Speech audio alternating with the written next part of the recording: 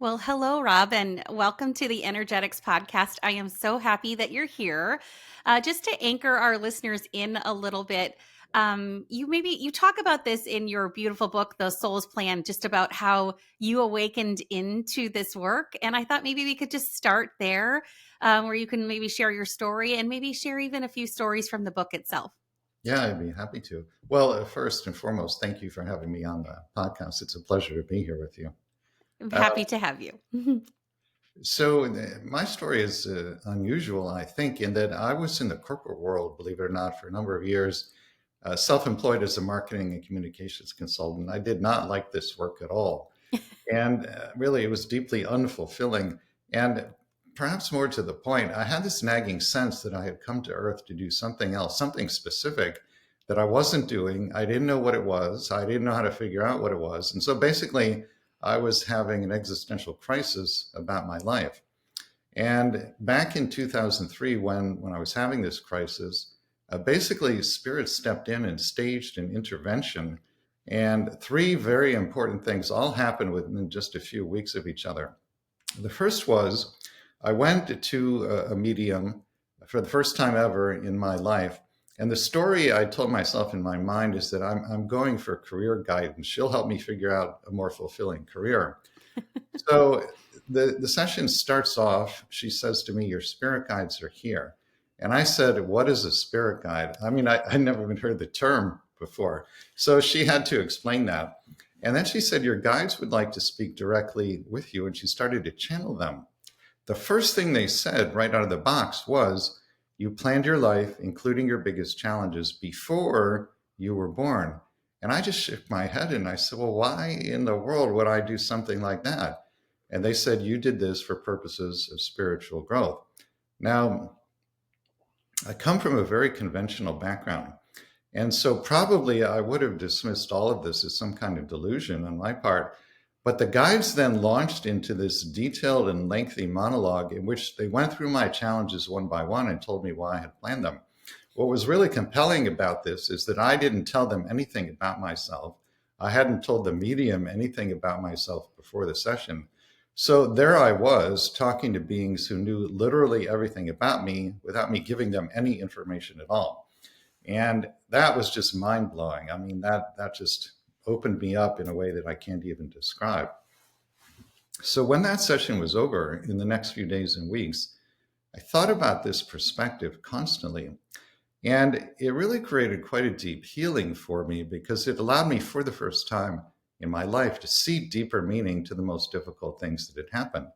And then I thought, well, if this perspective can create this sort of healing for me, surely it can do the same for others. That was when I first started to think about writing a book on the subject.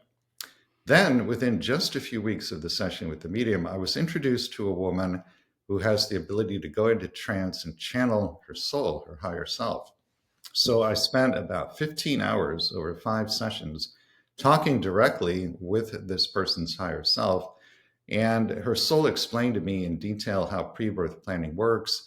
We talked about which challenges had been discussed for her and why some had been chosen and others had not.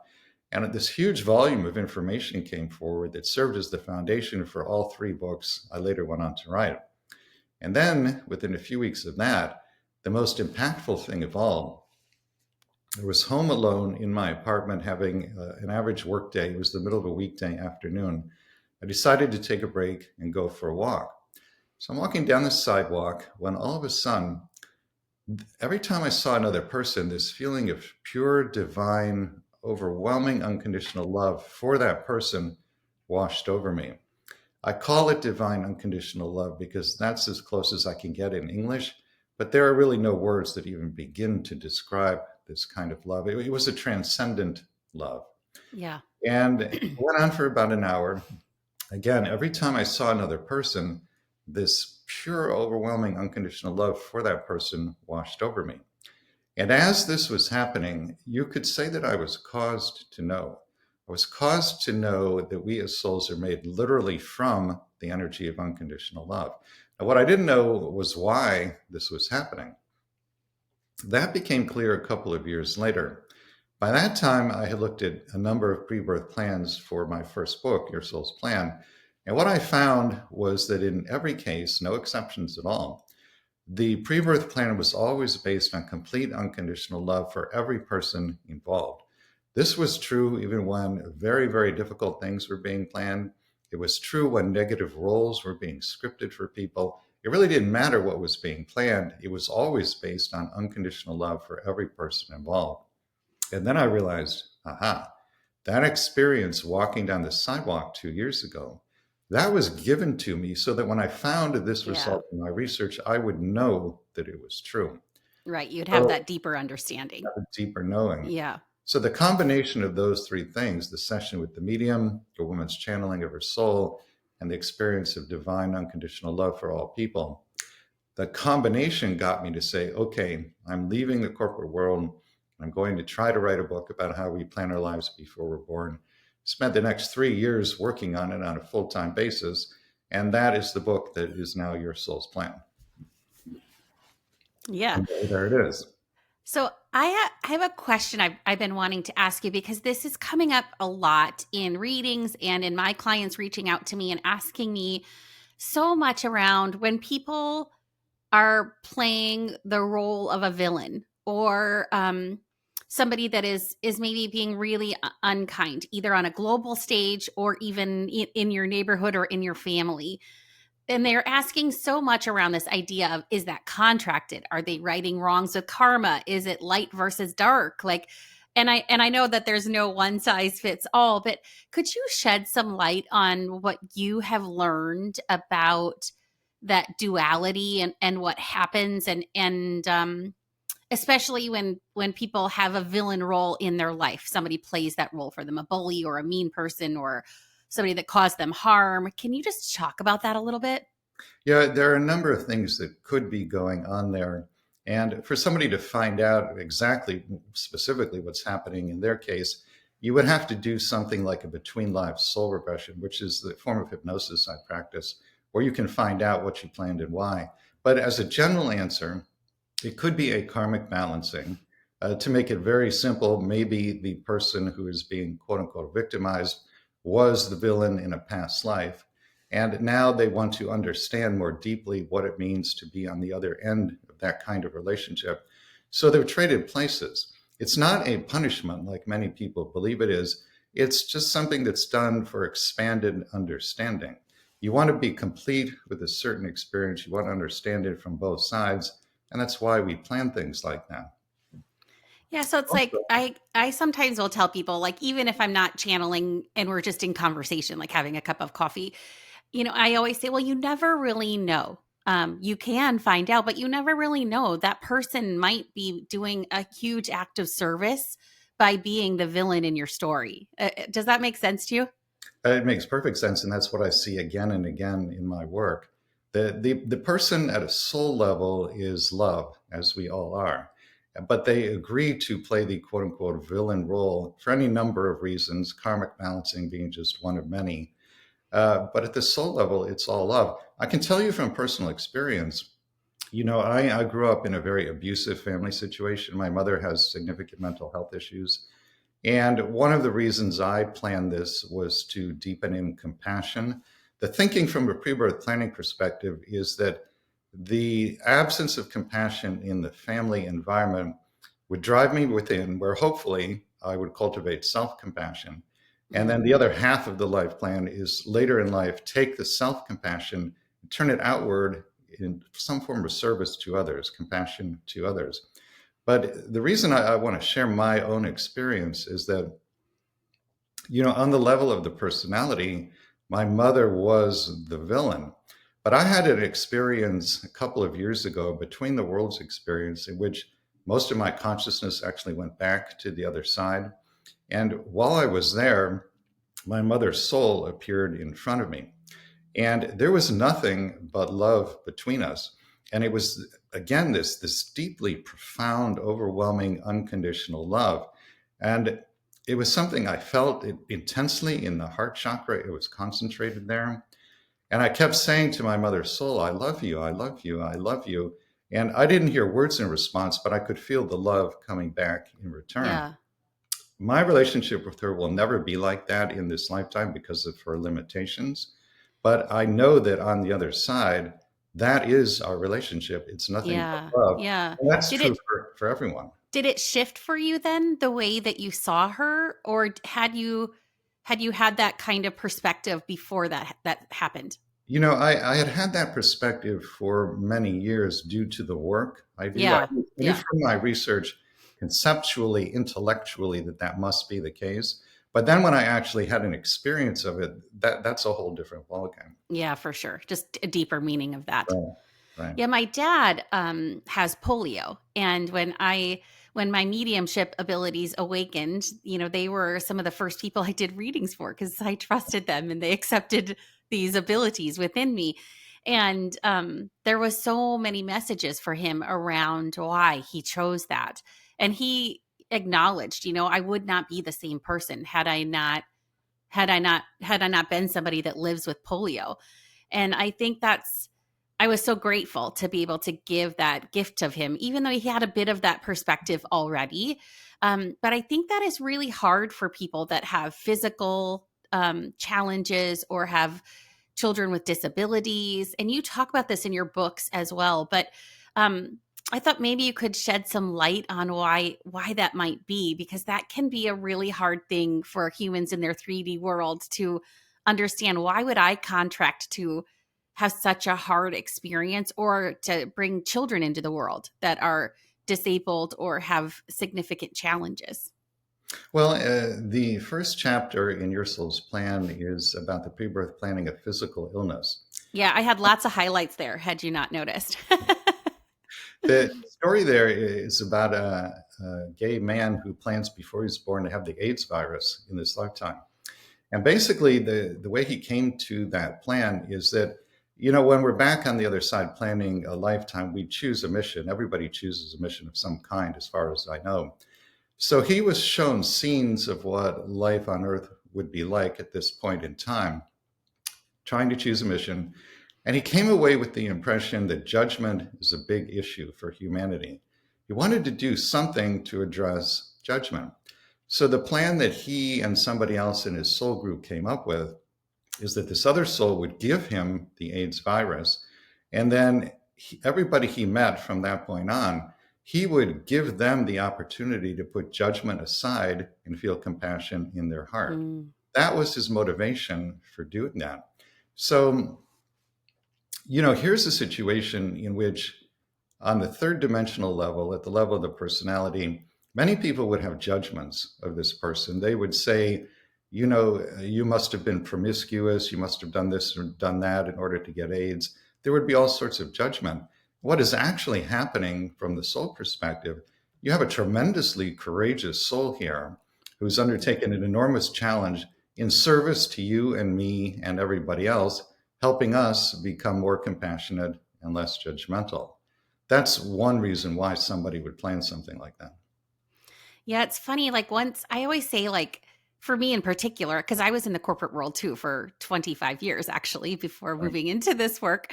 Um, but it's like once you see the world this way, and you see people this way, you can't not see it. So I am always like, every time I walk by somebody I don't know, that, like a homeless person or somebody really going through challenges, I just get this huge curiosity in my heart of, I wonder what their soul's plan is. I wonder why they chose this life and what they're meant to learn. And I just see people so differently now, instead of judgment of, like you tend to want to be like, get it together, go to a shelter, figure it out, but on a contracted level, they're there to learn something in that life. Well, speaking of homelessness, you just reminded me of a very interesting story. You probably know who Edgar Casey is. Yeah. Yeah. So for your audience who doesn't know the name, Casey, who's now back on the other side, when he was here in body, he was considered possibly the greatest psychic medium of his time. So over the course of his life, he did sessions for thousands and thousands of people. And this is a true story. Late in Casey's career, he was visited by two wealthy women, sisters from New York City. And the sisters said to him, Mr. Casey, we are at the end of our rope in regard to our brother. He lives under a bridge in New York. He drinks too much. We come from a wealthy family, but he long ago squandered his share of the family fortune. Over the years, we've done everything we can think of to help him turn his life around, and nothing has worked. Mr. Casey, can you tell us anything that will help us help our brother? Well, upon hearing this, Casey did what he always did, which is he went into trance. He tapped into the Akashic record, the complete non physical record of pre birth planning and everything else relevant to Earth. And then he said to the two sisters, your brother is the single most highly evolved soul about whom I have ever obtained information. And the three of you planned together before any of you were born for him to do exactly what he's been doing so that the two of you could learn to be more compassionate. Well, Mm. that was not exactly the response the sisters had been No, I'm hoping sure they for. were thinking Oh, something the opposite. they were not ready for that. But that's how it works. That's what's actually going on here in the Earth School. Yeah, so when I grew up quite religiously, I know you talk about this in your books that wasn't the same experience for you, but a lot of people really. I thought that you have one shot at this life, and that's it, and then your soul goes home, and that's it. And now I see the world so differently, just because I've had so many experiences personally that tell me otherwise. Um, so, can you talk a little bit about that, about how we incarnate, or how many times, what you've learned around how many times we might take on a human existence, and how many lessons we learn in each lifetime? Anything around that, I'd love to get your perspective. Well, the average person, as I understand it, will have at least several hundred incarnations before they'll choose to move on. Sometimes it's in the thousands. It's not a mandatory curriculum. As I understand it, you don't have to incarnate any set number of times. You don't have to learn certain things or certain lessons. It's your free will choice. Do you want to do this or not? So nobody is forced to incarnate or forced to learn certain things they don't have any interest in learning. Um, as far as the lessons, the number of lessons people take on, one way to look at this, there are qualities that are very important to the soul. And I refer to these as divine virtues. And over the course of my research, there have been about 28 that have come up more than others. It's things like unconditional love, compassion, empathy, patience, faith, trust, and so on. So when you ask about the number of lessons, what I found is that the average person is working on 2 or 3 divine virtues in a lifetime. Occasionally, there's somebody who's working on 4 or 5. As far as I know, nobody is working on more than 5. That would be too much for anybody to undertake. The person who's working on 4 or 5 almost always has a life filled with trauma. So Mm, for your listeners, if you don't immediately think you're working on 4 or 5, you probably aren't. You're you working on probably aren't. 2 or 3. Yeah, you probably Yeah, aren't. I've been told 3 for me, so there you go. Okay. Yeah, I think it's probably about the same for me. 2 or 3 is plenty to work on for a Indeed. lifetime. I mean, you could spend many lifetimes going deeper and deeper into any one of the divine virtues.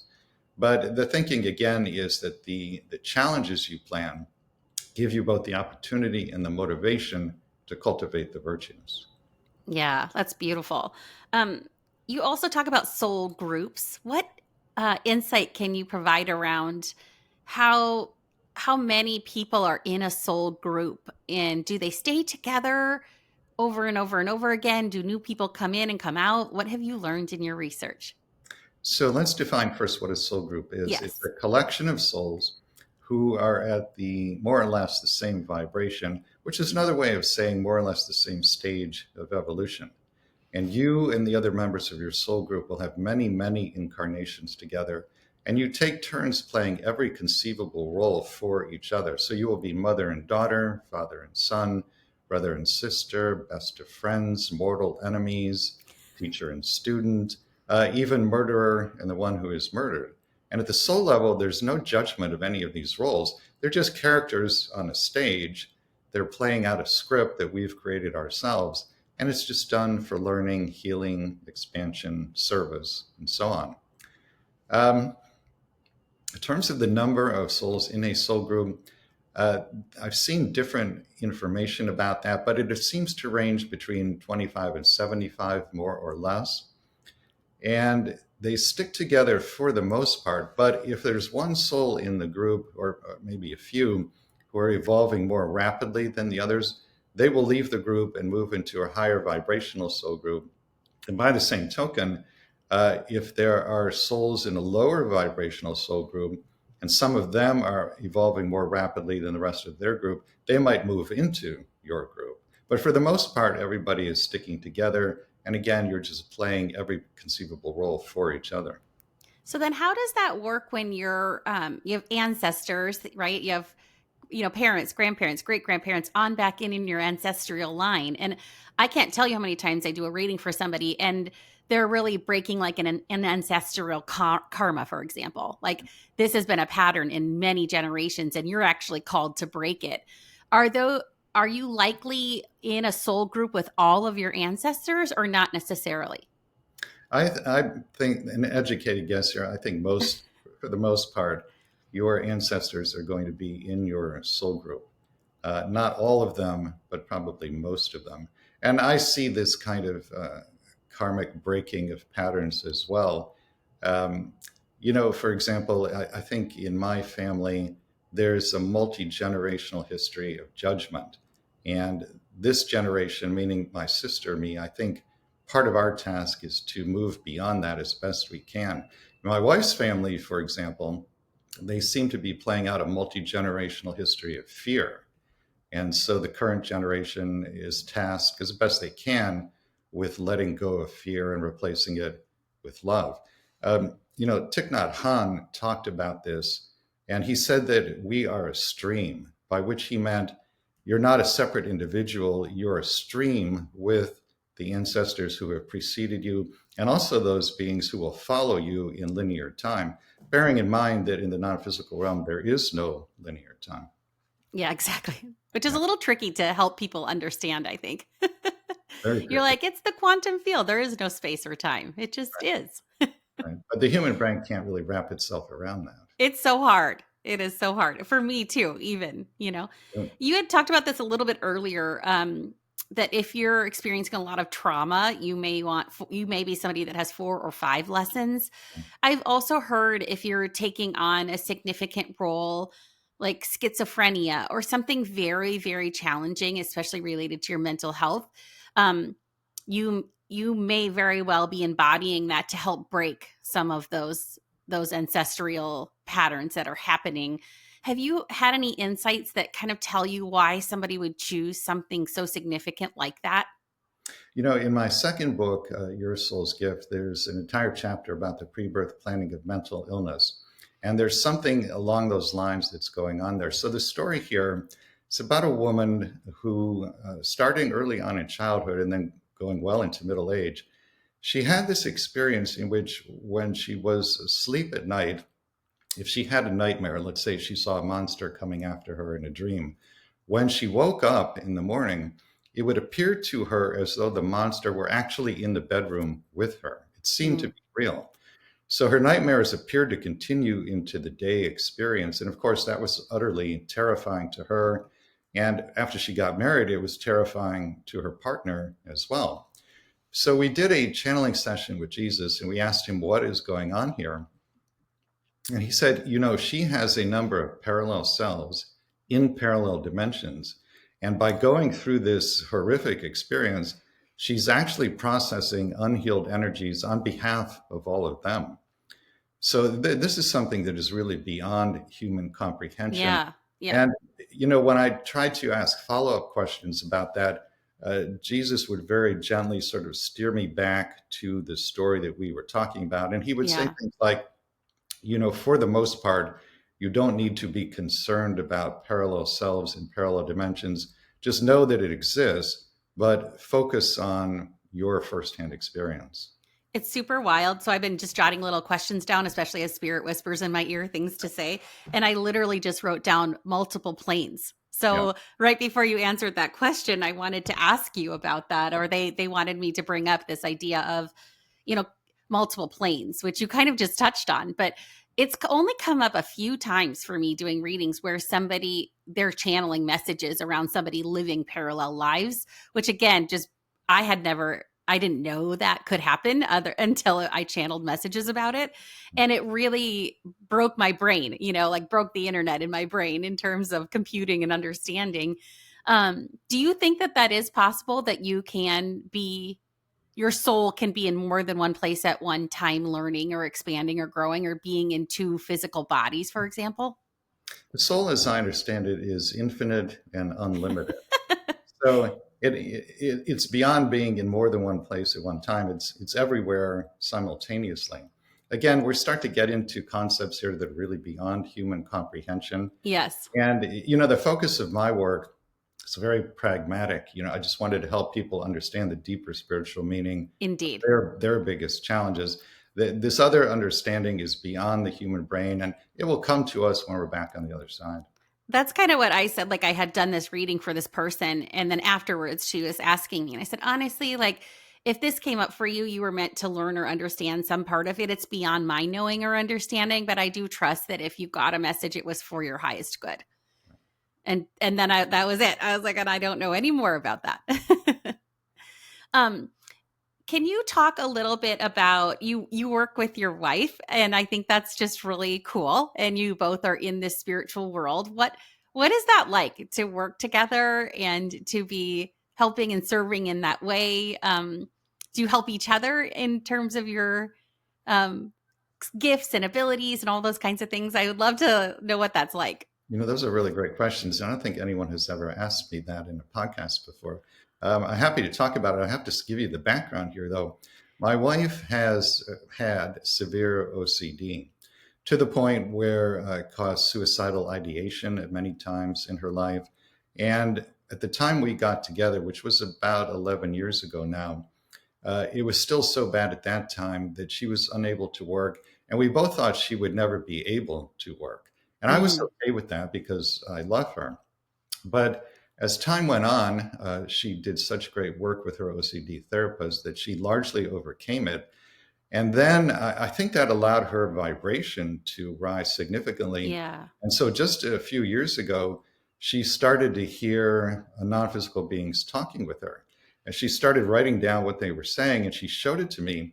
And I said, this is really good stuff. I work with a lot of channeled information, I know, and this is really good. Can I put this in the newsletter? And at first she said, well, I don't know. I don't want to be in the public eye. But I eventually talked her into it. And then the response was very, very positive. Yeah. And she saw it was helping people. And so she ended up joining me and now co teaches many of the workshops with me. We call it the dream we didn't even know we had. And it has so far exceeded the life that we thought we would have together, which was already really, really good. But now we have this shared passion, this shared mission, and we do help each other individually on the personal level as well. I mean, if I have a concern, a question of some kind, I'll come to her, and she channels a collective called the Beings of Light, or Yes. BOL. And I'll say, could you ask the BOL about this? I'd like to get their thoughts. Or I'll just ask her for her personal opinion. She is literally the single wisest person I know. Mm. So if I want an opinion on something, she's the first one I come to. That's so great. Did it inspire you to write your third book, which is like Your Soul's Love and about what we contract on a love and relationship basis, or was that just your next step anyway? Well, actually, the topic for that book, The Pre-Birth Planning of Challenges in Romantic Relationships, was her idea. Uh, Oh, awesome. other than that, it has nothing to do with our relationship. But we are working right now on a book that is a collection of her channelings, and I'm writing commentary for each one of the channelings. So that this is another thing that we just never foresaw that we would do together, writing a book. But it's such a joyous experience to share this with her. It's wonderful. Yeah, that's so my husband, it's been such a process for us. He is really big into meditation, but he's a Sam Harris meditator, like very pragmatic, very practical, very like you're just in the present. And he's like, I don't know about all these things, but I know on a deeper level, we contracted with each other to help each other learn together. Yeah. And so it's been this process of me sharing what's happening with me and what I'm learning, and him sharing what he's learning. And I think it's so interesting that I often will have people come to me that say, I'm going through this spiritual awakening, and now I'm like not on the same page as my partner. And what do I do about all of that? And they often tell me, like, just allow yourself to get curious with what you're meant to learn from each other. Maybe forever in your whole life, or maybe for a contracted period of time. And I thought I could ask you a little bit about what patterns that you saw in your book when you researched love and relationships in particular. Well, many relationships are not planned to be lifelong Yeah. relationships. You I know, call it a practice wedding. I'm divorced, but I like to just say I had a practice wedding. that's a good way to put it. A Course in Miracles tells us that relationships happen for a reason, a season, or a lifetime. So many romantic relationships, including marital relationships, are planned for a season. They're planned to have a finite lifespan. You come together for the reason you just said, to teach each other certain things. And once that learning and teaching have been accomplished, then the energy that brought you together dissolves, and then the relationship ends. So this is another area where, most people have judgments and they look at divorce as a Yeah. failure. It's not a failure. A temporary marital relationship or a temporary romantic relationship serves a very beautiful and divine purpose, but it most definitely is not a failure. And if it happens to last for a lifetime, then whatever that was planned there for the learning and teaching requires an entire lifetime. It's whatever is for the highest good of all involved. Yeah. So I'm getting a lot of messages around how much awakening is happening all across the planet, especially for this specific time that we all contracted to live on this planet in the United States, in the world right now, and that the world, it's calling on more and more people to be in the light. Can you shed any light on that? So, this is part of the ascension process. And if people have not heard the term ascension, Earth and everybody on the Earth, as I understand it, are ascending or moving up dramatically in vibration. We've already moved from the third dimension or third density into fourth, and we're on our way to fifth, as I understand it. Fifth density is a vibration of oneness, consciousness, and unconditional love. So we're essentially going home, but while staying in a physical body. Yeah. That's the miracle of an ascension lifetime. So ascension is caused by divine light from source flooding the planet, and the light triggers spiritual awakening.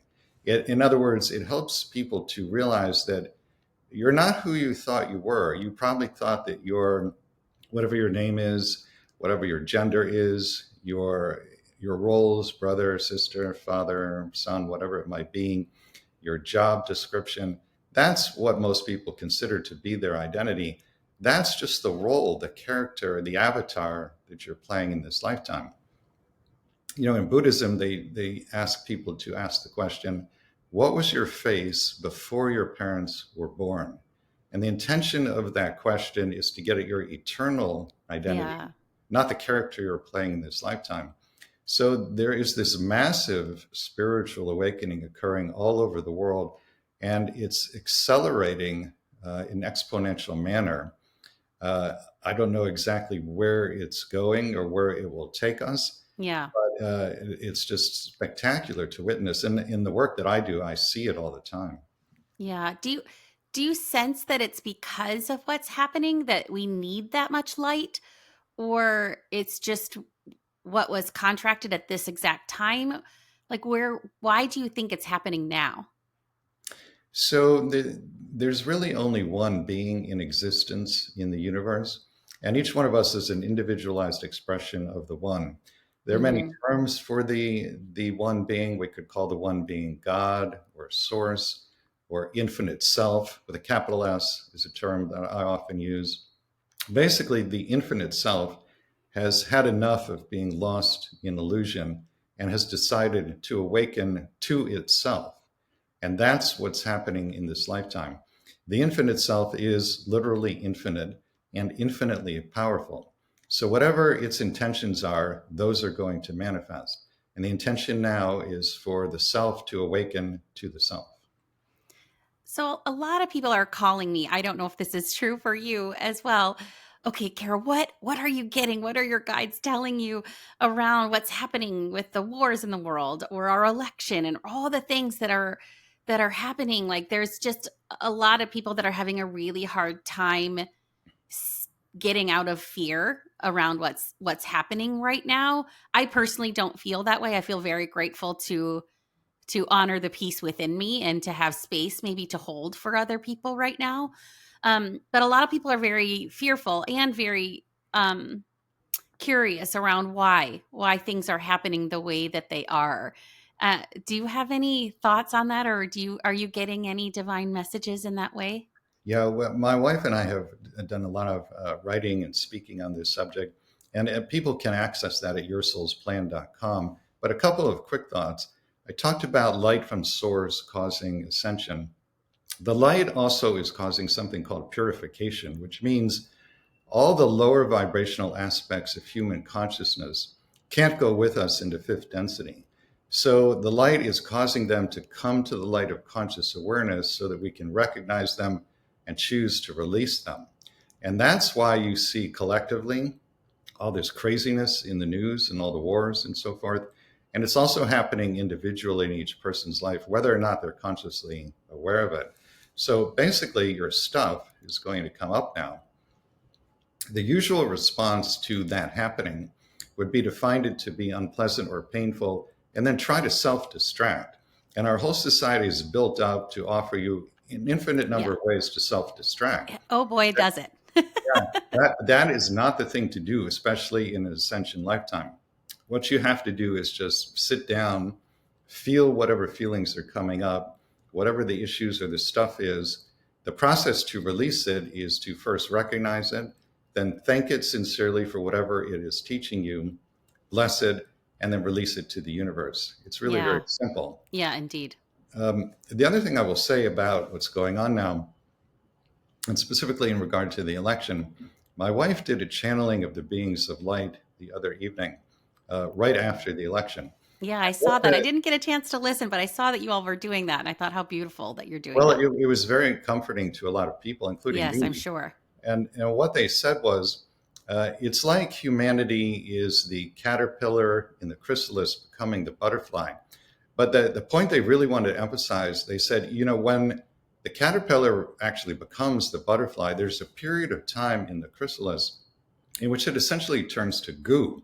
Mm. And if the caterpillar had a human brain and was witnessing itself turning into goo, it would be utterly horrified. And yet, this is a natural part of the transformation process into a butterfly. So they said that's exactly what humanity is going through right now. That's that's incredibly helpful, and I got kind of, I would say not in that exact way, but somewhat similar messages, right? That it's a necessary thing that we're doing, and it's going to require you to open up in a way that you haven't before. It's going to require you to raise your consciousness in a way that maybe you've been like Netflix and chilling a little too much in your life, and it's going to require you to step into a greater being, a greater way of being. Right. The other thing Yeah. I would say to people, you are a sovereign being, which means that nothing seemingly external to you actually has any power over you unless you decide at some level to give that power to it. So you are responsible for your vibration, and nobody else can Mhm. vibrate for you. And so if you find that you are affected by the news, then it's your responsibility to start screening the news or even stop looking at it. You need to curate your experience throughout the day. Consciously choose to focus on high vibrational things because you place yourself at the vibration of whatever you choose to focus on. Yeah. If you can watch the news and not have your vibration be lowered by it, that's great. Then go ahead and watch the news. But if it's doing that to you, then you've got to minimize it or just screen it out altogether.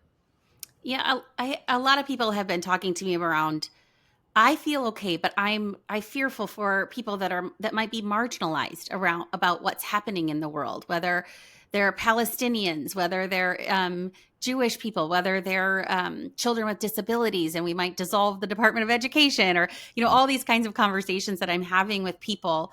And my counsel to them, and I'd love to get your perspective, is somewhat similar to what you said in terms of you own your own vibration, which I totally believe. But you have to control, you cannot control everything. So if you're worried about children with disabilities not receiving the proper education, be in the now and do what you can today in the now versus what about if in 5 years they don't have these resources anymore. I just encourage them, like, what can you do today to feel empowered and to be of service and to help and to stay in a place of centeredness and love and help, and be in a place of what you can control. I'm curious what your thoughts are on what people can do in the now or in today if they're feeling that way. So when you talk about what you can do, there's taking action on the physical plane, which you've just spoken to. But there's also, again, your vibration. There's energy. Again, there's only one infinite self. There's only one field of vibration, only one field of love light in existence everywhere. So because you as a localized focus within that one field, you're connected to everyone and everything. And so your vibration is immensely powerful and impactful. Your vibration has a bigger impact on the world than any action you can ever take with your physical body. So if you understand that, if you know how powerful you are energetically, then you can do something like what I like to do is a metta practice, METTA, which is from the Buddhist tradition. So sometimes I'll just sit down and I'll say something like, may all beings be free of suffering and the causes of suffering. May all beings know well-being and peace, love, happiness, and joy. And try to really feel that in my heart and just say it over and over again a few times until I feel my vibration rising. That is immensely powerful. Yeah. You won't be able to see with your physical eyes the effect that it's having. You will see that in your life review, though. And if you did a meta practice or something like that, you'll be very happy that you did it. Yeah. That's I do something similar, but I'm going to just study that in particular. So thank you for that tip. I Yeah. appreciate that. Um, one of the things that I teach in my courses when people are working through people or situations that are very triggering, which now is kind of bringing to light much of that for people. But the holidays also do that. Yeah, you're around family members that you may or may not be able to see them in light, for example. Um, and I take them through a bit of an exercise, a visualization exercise, where I encourage people, if you cannot see them in light and oneness, as you explain it, and I explain it, then ask for whatever feels aligned for you, Buddha, Jesus, Mother Teresa, whatever. Ask for a being greater than you to see them through their eyes. So if you believe in Jesus, you'd say, Jesus, please help me see them through your eyes, because I can't see them in love right now. Yeah. And sometimes that helps people kind of shift out of their own mind or their own limiting way of living, if that makes sense. Yeah, I think that's great. And recently I've been doing something similar to that myself, phrased a little bit differently. So as I understand it, we're all working basically with two minds, the lower or egoic mind and what we could call our God mind. Both are within us. Yeah. We've all seen cartoons and movies where there's like an angel on one shoulder and a devil on another, and they're both vying for, attention. That is essentially what's happening within the human brain. The God mind is sending out messages of love, peace, joy, compassion, and so forth. The ego mind is talking about fear, separation, judgment, and things like Yeah. that. Shame.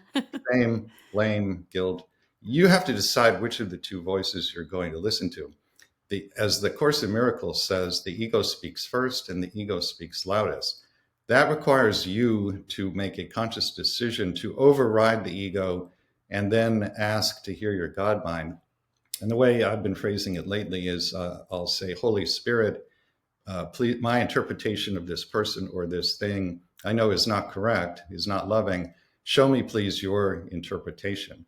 And it's not that I'm expecting to hear the Holy Spirit speak to me in that moment. Yeah. All of that could happen, but I'm trusting that the higher interpretation will then come to me because I've set an intention to open to it. Yeah, the analogy I give when I teach this particular lesson is it's like a snow globe, and you're seeing it from this side and they're seeing it from that side, and it's all shaken up. But you can actually go to the top of the snow globe and see all of it. So it's, how do you help yourself get that perspective and that context that maybe you just can't quite experience in your 3D life right now? Yeah, and then I would say just remind yourself, as we were talking earlier, your relationship with this person back on the other side is entirely one of love. As hard as that may be to believe while we're incarnate, but just keep reminding yourself of that. Whoever they are in this lifetime, that's not who they really are eternally on the other side. This is just a character they're playing. So then how do you work through things like boundaries? Like it doesn't feel safe in my body to be around this person or this situation or this place, for example. How do you reconcile that? So then this is where pre-birth planning really comes in handy, because what we do in the workshops and the private Between Lives Soul Regressions, we get at specifically what the learning is. And there are many, many people in body now who are learning the lesson of speaking their truth courageously, but with loving kindness. And Yes. that's what establishes the boundary. You know, if you speak your truth harshly in an attempt to push the person away, that energetically sort of adheres you to them. It has Oh, the and yeah. opposite has the opposite of the intended effect. But if you speak your truth courageously and with loving kindness, that sets a clear boundary, and it doesn't do any harm to either you or the other person. That's what the lesson is there. Yeah, it just came up in a reading I did yesterday. This lady was getting some counsel with her and her husband, and they just kept saying the phrase, "What is the most heart-centered way you can speak your truth?" Yeah, same So thing. very, very similar to what you just said. Okay, I do this with all of my podcast guests. I like to call it rapid fire favorite things. So I'm just going to ask you questions that help us get to know you better, and just tell us whatever comes first to top of mind when I ask you these things. Okay. All right. What is your favorite food? Barbecued ribs, but I don't have it very often just for health reasons. Fair. Maybe only when you're in Texas. Yeah, exactly. Yeah. What about your favorite place to travel or where you would like to go next? Ah. No Uh, time or money constraints, just Favorite place would be British Columbia. I'm a big hiker and a big nature lover, and the nature in BC is just unparalleled. oh, beautiful. Yeah. What about your favorite holiday? It might be Thanksgiving, mainly because of the food. Did, Yeah, it is. It's like I literally said that. Like, one of my favorite meal is Thanksgiving, and uh, then they're like, "That's my favorite food is Thanksgiving." I'm like, all the things mixed together. I oh, like the stuffing, gravy, corn. I like it all mixed together. I do too. Yeah. What about an animal, or do you have a spirit animal that often comes to you? No, but I think often when I was a child growing up, we had a little Yorkshire Terrier. He's sort of a personal favorite. Oh, very nice. What brings you profound joy? Just hanging out with my wife. Well, you're a power team, so that makes sense. Well, um, what advice would you give individuals that want to strengthen their connection with their guides, their team and spirit? What what would you tell them to do? meditate and pray. I've been saying for years, I think that prayer, the combination of prayer and meditation, will take anybody about 80% of wherever it is they'd like to go. That other 20% is something that is unique to you, and you'll have to figure out what it is. But prayer and meditation take you 80% of where you want to go. And what would that other 20% that went be for you, like where your individual lessons go? Or are you saying like in your prayer and meditation, you're going to get guidance around what your I'm saying it will lessons? probably be something besides the prayer and meditation, a particular spiritual practice, or Yeah. it doesn't even have to be anything overtly spiritual. It could just be certain relationships. It could be your job, almost anything really. For me, it's like nature in particular. The more I can get out in the woods, especially if there's some water, a lake, a creek, a river, an ocean. But the woods in particular, trees, I tend to get lots of downloads and guidance, like the wisdom whispers through the trees or something. Yeah, I try to spend time in nature just about every day. And I don't think I could live in a place where there wasn't much nature. It just wouldn't work for me. Yeah, I find that like when I was in the corporate world and growing up, I grew up in a tiny little town, farming town.